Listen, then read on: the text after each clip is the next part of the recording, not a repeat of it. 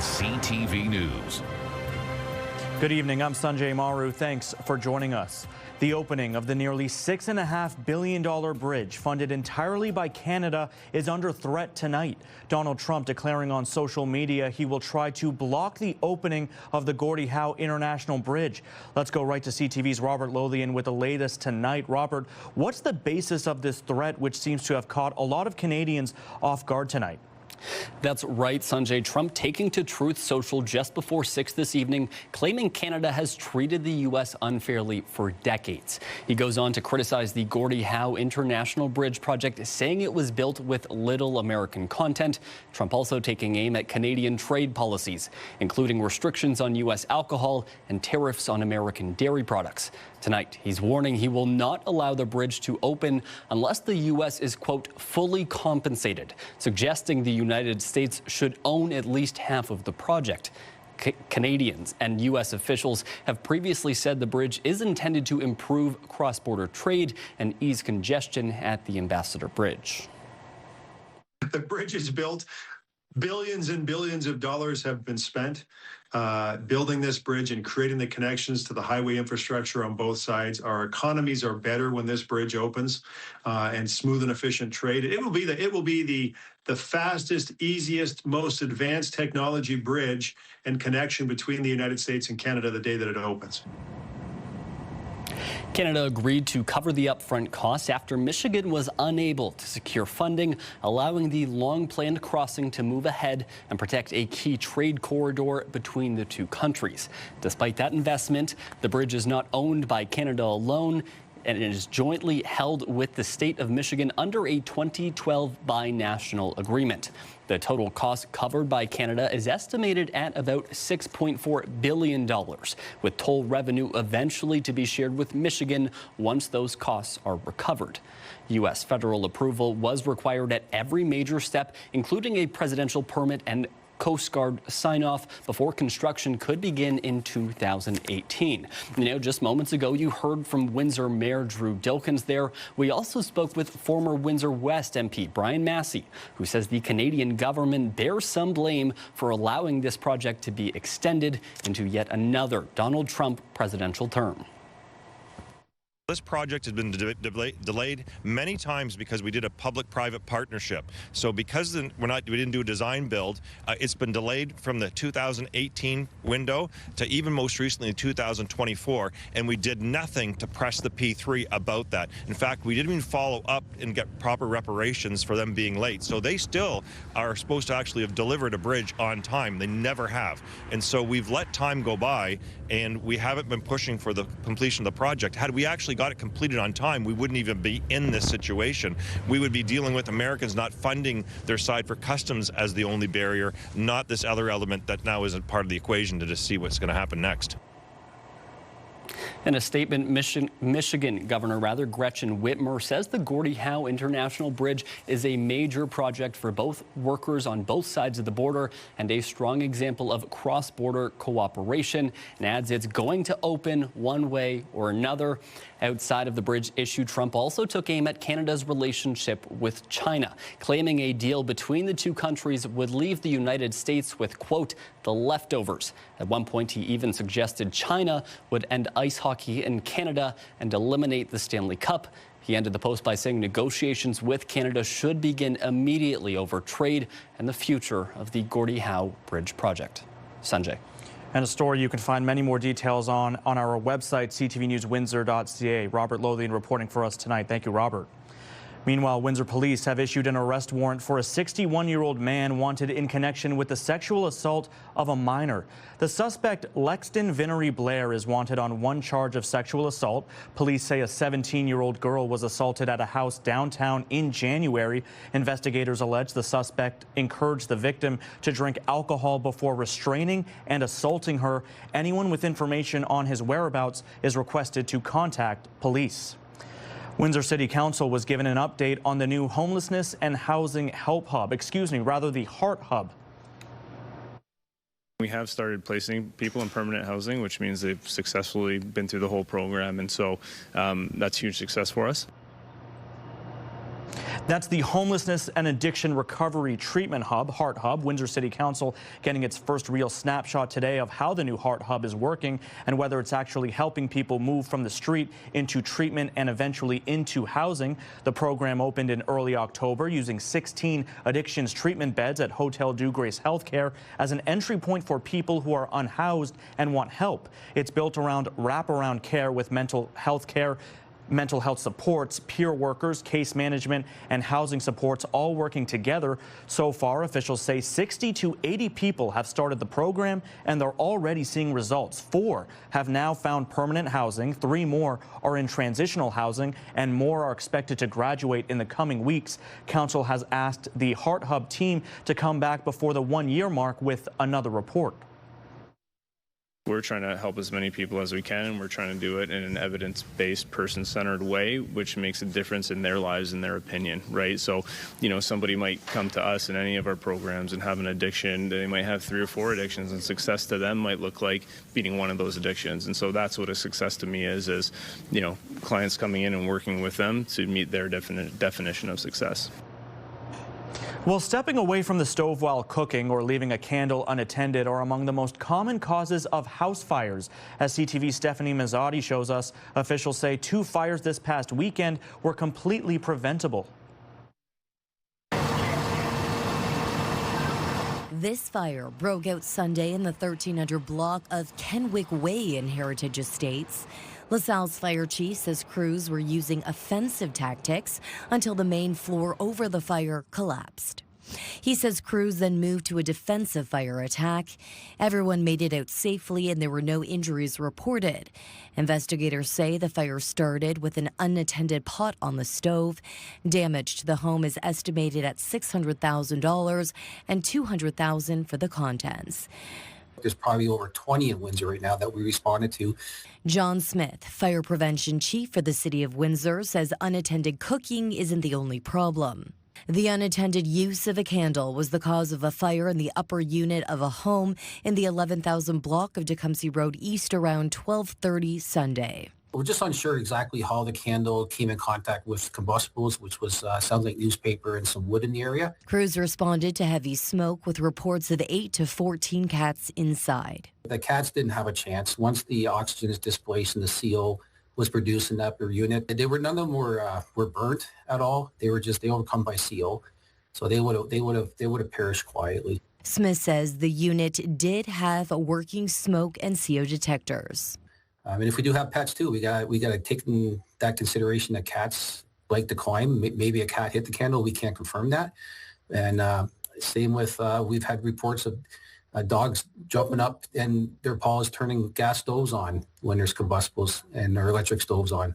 The message from fire officials is simple. Stay in the room when the candle's lit. Have a non-combustible surface underneath that candle if possible. Keep away from curtains. Make sure it's an area that can't be tipped over, knocked over. We just want to make sure that you're in the room when it's lit, and definitely blow it out. Extinguish the candle before you leave. The room be great, but before you leave the your unit or your house. Stephanie Mazzotti, CTV News. Today's show host Savannah Guthrie says she is willing to pay for her mother's release as investigators continue to search for the missing 84-year-old. We received your message and we understand. We beg you now to return our mother to us so that we can celebrate with her. This is the only way we will have peace. This is very valuable to us and we will pay. Guthrie was referencing a message sent to a local television station. According to the FBI, investigators believe Nancy Guthrie was taken against her will from her home outside Tucson, Arizona last weekend. Her blood was found on her front porch. So far, investigators have not identified any suspects. Air Canada officials say they are canceling all flights to Cuba for the foreseeable future because of jet fuel shortages on the Caribbean island. This after federal officials issued a travel warning last week. CTV's Heather Wright reports. Beginning Tuesday, jet fuel will no longer be available to international airlines in Cuba. The latest sign of the devastating impact the U.S. fuel blockade is having on the Caribbean nation. We came to Cuba knowing what to expect. There's some things you'll have every day, some things you won't. I mean, that's a norm for here. But what has been the norm is deteriorating quickly with widespread shortages of food, fuel, and medicine. Air Canada announced today it is suspending services to Cuba, focusing instead on repatriating the roughly 3,000 passengers who are still there. WestJet and Air Transat have not suspended service but have issued travel notices, allowing for free changes or cancellations. This all comes as Cuba experiences the worst economic crisis in nearly 70 years. We don't get to see how it truly affects the Cuban life on the island. For decades, Venezuela had been the primary source of oil for Cuba, a source that was cut off when the United States captured Venezuela's president in January. Then U.S. President Donald Trump said he would impose tariffs on any country that sells or provides oil to Cuba, further depleting its sources of fuel. Some experts say Cuba is on the brink. By the typical definition of what we think of as a failed state, Cuba is sort of on the cusp of it.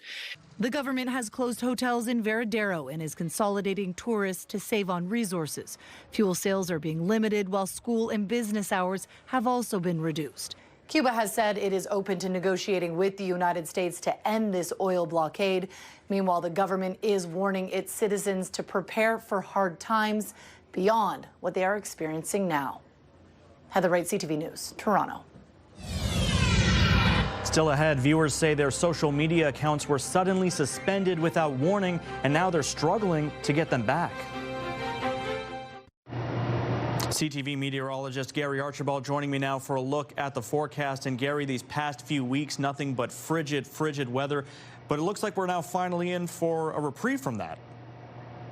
I think that's a good word to use, Sanjay. Good evening, sir. Good evening, folks. Temperatures rebounding, and in a big way, because I think we'll extend temperatures throughout this week where they are actually above seasonal. The last 3 weeks, for the most part across southwestern Ontario, they've been below seasonal, below average, and then some. Wind chill values in the -20s, low -30s. We got quite a bit of snow. We're shoveling snow and dealing with, well, some ice, some freezing rain and bouts of. Now, today was below seasonal, but not nearly as frigid as it has been. Reached a high of -5.2. Our average is just shy of the freezing mark, and it's going to get warmer with each day, at least on paper. Statistically, yes, we are beyond the halfway point where we are looking at this moderation as we get closer and closer to the month of March. This disturbance, though, is significant. And a couple of things to point out. There is some freezing rain working over Wisconsin into upper Michigan. It stays well to our north, so that's good. The snow, too, is significant, but stays well to our north and moves east. Anywhere from, I'd say, Collingwood, Barrie, due east towards Lake Simcoe, could see 5-10 centimeters. The GTA and north of, due east towards Kingston, Ottawa, Cornwall, could see 5 to 10 centimeters. So if you do have travel plans on the ground or through the air, there's a chance you could, if you're headed that way, be slowed down. So a light dusting over Lake St. Clair tonight. It's a possibility. But look at these temperatures. Instead of a 1 in front of that 5 and -15 feeling like -25 or colder, we're at -5 through the overnight. Under partly cloudy conditions and a light breeze, and it feels like a very civilized -10 at its lowest point. Sunshine and fair weather cloud tomorrow. A high of +2 and a light breeze in the afternoon. Believe it or not, 2 degrees above seasonal, possibly 3. We could get up to 3 degrees Celsius at around 3:30, 4 o'clock. Fair weather continues Wednesday, Thursday, Friday, and Saturday. Look at these temperatures. +1, -1, +2, +2, and even the flurries anticipated for Sunday might be just wet flurries. Watch out, though. Things will refreeze as the temperatures drop towards lows well below the freezing mark. That is not a bad-looking forecast. Katherine O'Hara's cause of death has been released 1 week after the Canadian comedic actress died at the age of 71. O'Hara died on January 30th from a pulmonary embolism with rectal cancer listed as an underlying cause, according to her death certificate. It's unclear how long the Canadian icon was battling cancer. Well, many of us use social media platforms to connect with friends and family, and some businesses also use them to reach out to their customers. But some viewers tell CTV News their accounts were suspended after being accused of posting inappropriate material. CTV's Pat Foran explains. It's something I rely on so much for getting new clients. Jennifer Gaskell of Whitby runs Pink Palm Travel, a business she has grown over the past 5 years using Instagram. That's how I grew a lot of my client base, which, is part of the reason why it really stings to have it be suspended right now. Last summer, Gaskell was stunned when her Instagram account was suspended for having inappropriate content, something that made no sense to her. It was flagged for the reasons that they gave me were absurd. It was like nudity, for example. I immediately was shocked. She contacted Meta to say there must be a mistake and to have her account reinstated without success. There's been really nothing but silence from Meta on this. It said that was banned, right? Suspended. Yeah, the San Sivaraj of Scarborough had an Instagram account for 10 years with over 1,000 followers. It was also suspended due to content violations. He has no idea why, and he also can't get it restored. Honestly, I just want my Instagram account back because I feel that I shouldn't lose it for something I didn't do. With Meta, they use automated systems to detect policy violations, and sometimes these automated systems can make a mistake. A social media expert says having suspended social media accounts reinstated can be difficult. All the content we're posting online, again, is rented to these social media platforms. It's not really our own. We don't have control over it the way we wish we could. A Meta spokesperson told CTV News support for Facebook and Instagram is available online, and there are steps to take to have accounts restored. But after months of trying, Sivaraja and Gaskell remain locked out of their accounts. They had to open new ones and start all over again. Personally, I've had a 50% drop in inquiries, so it does have a direct connection. Pat Foran, CTV News.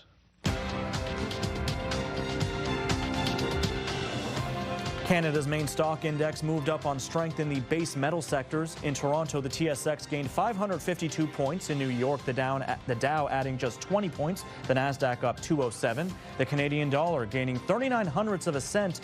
Gold adds almost $100 an ounce, while oil is up 81 cents a barrel. Local tire shops say they're drowning in used tires after changes to the province's disposal program left pickups delayed, with piles of rubber now taking up space and raising safety concerns. At one local shop, nearly 100 tires are stacked and waiting. The owner says it's not just his business. As CTV's Chris Campbell shows us, other small operators across the region are getting tired of the same operational headaches. At Justin's Auto Repair in East Windsor, a growing problem is easy to spot. More than 100 used tires stacked up with nowhere to go. They've been piled up there for a couple months now.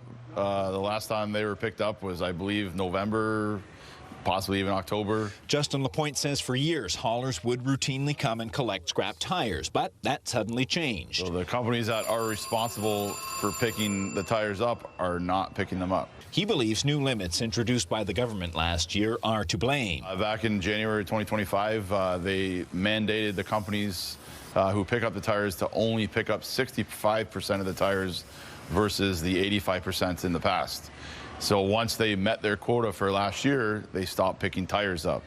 And that has caused a backlog of tires. The pile is now taking up parking space and raising safety concerns. I mean, if they see this big, gigantic tire pile, I'm sure they're going to have an issue with that. The frustration is shared at Heritage Tire on Tecumseh Road East. So we've had a huge backlog in scrap tire pickup. At some points we had 200-300 scrap tires sitting here, which creates, a mess. Co-owner Tammy Myers says the 65% cap left many collectors maxed out by mid-year. Most of the haulers and collectors maxed out at around July, August. So then no one was getting their scrap tires picked up, which caused a huge backlog. She says the impact goes beyond inconvenience. We've had problems with rodents being in there. We've had,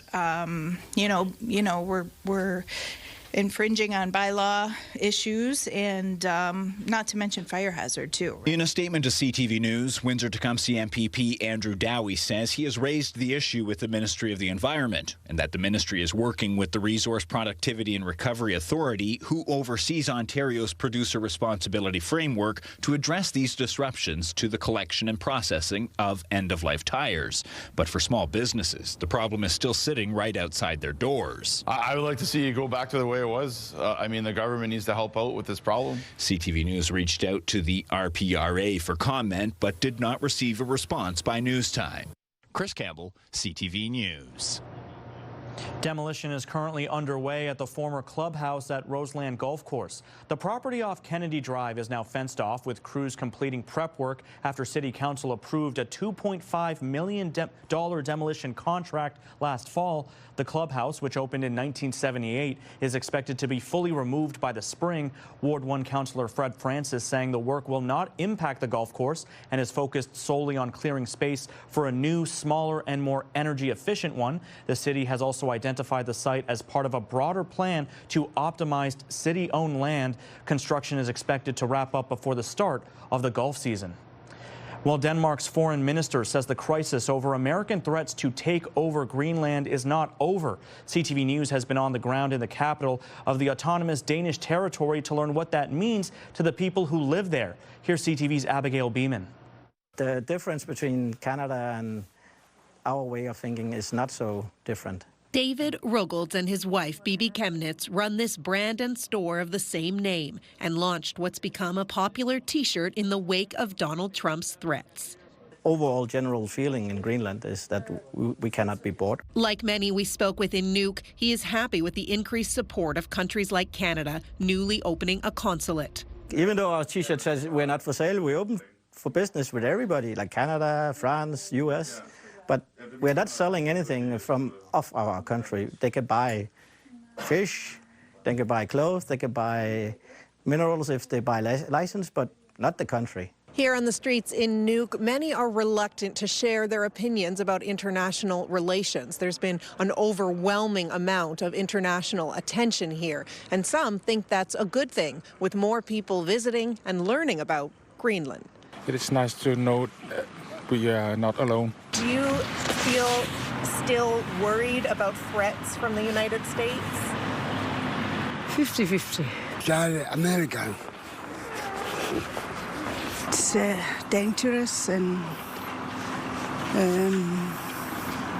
afraid for her, but I hope it still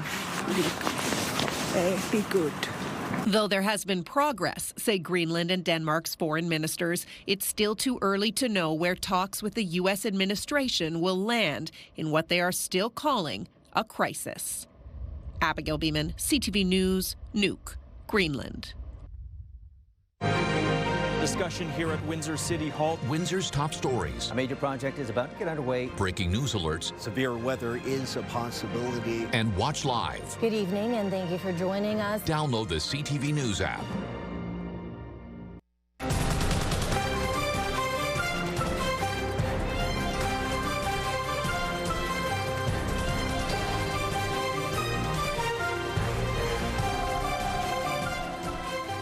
The Windsor-Essex County Health Unit wants to expand its new predictive beach water testing program and is encouraging more municipalities to sign on. The program launched last year alongside regular weekly testing. 4 local beaches took part, including Lakeview Park West, Point Pelee Northwest, Colchester, and Holiday Beach. Municipal staff were trained to collect daily water samples and generate a low, moderate, or high E. coli risk level. The health unit says the model proved highly accurate, with more than 90% of results showing moderate or optimal validity. Officials say adding more municipalities will help further refine the model and give the public better real-time information. Predictive results are posted online and on the beach hotline, but weekly test results still take priority. Beach water testing begins in May. Gary is back with a final look at weather. Gary. Sanjay, I'm promising fair weather for a good portion of the next, say, 5, maybe 6 days straight. And with that, warmer temperatures, more seasonal, if not above averages for daytime highs and even lows. We're not seeing any projections for extreme wind chill values in the -20s, reaching -30 or even colder. We aren't seeing any freezing rain or heavy snowfall. Active weather systems moving through. In fact, ridge of high pressure should keep it fair Tuesday through Wednesday, Thursday, Friday, even Saturday. At this juncture, the average temperature is actually above the freezing mark, about 1.5 to almost 2 degrees Celsius. And then Sunday, some snow, light flurries. But even then, the temperature is 2 degrees. 2 degrees on Monday, Family Day. I couldn't have asked for anything better so that people wouldn't be pawing at me at the grocery store, saying, what can you do about the cold? What can I do? Exactly. Have yourselves a good night.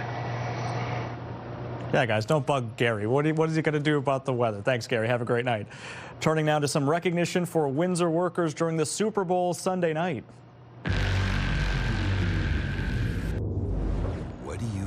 Here's something you can bug Gary about next time you see him. Dodge airing a new 30-second commercial highlighting the all-new 2026 Windsor-built Dodge Charger. Stellantis says there is no better moment to showcase this spot. The reborn Charger redefines power and performance, according to Stellantis, and is assembled in Canada by the world-class Windsor Assembly Plant team. The Charger lineup includes gas and electric options and both 2-door and 4-door models starting around $60,000 Canadian. The spot, which aired in Canadian markets, boasts the car is proudly assembled by Canadians.